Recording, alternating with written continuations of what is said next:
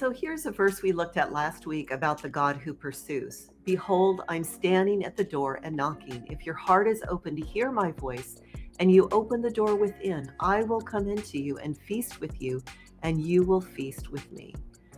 And so there's this place where we get to say yes or no to the true Lord Jesus Christ, and so that is part of the conditions. But I would say that it actually goes beyond that, because if you've ever been in a relationship with anyone, you know that you can't make that person love you or cooperate with you or partner with you. And, this is the joy of walking relationship out, is that it takes working together, which means sometimes there's sacrifices, and it's not always, bad, evil things like that, but we have to lay down some things to partner together.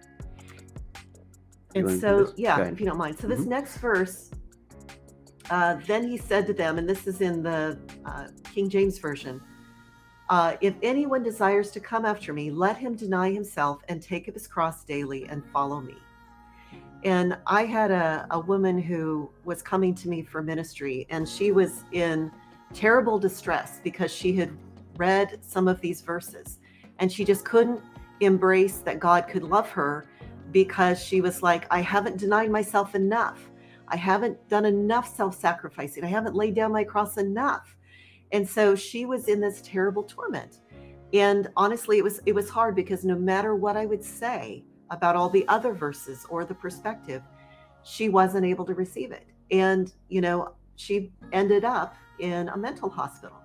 I'm still praying for her and believing that hopefully she can come out of that. But this is why it's so important to understand what these verses are really talking about. And the love of God. And unfortunately, part of that person's struggle was because of the programming and teaching that she had received. Yeah. And unfortunately, and again, we're not dissing church, but it is the place where a lot of this doctrine and theology comes down, and it's just not correct. And if you want to know more, take a look at our course or class, this, barbecuing sacred cows. So many different ways to see some of those verses that sound like that, some of these teachings are true.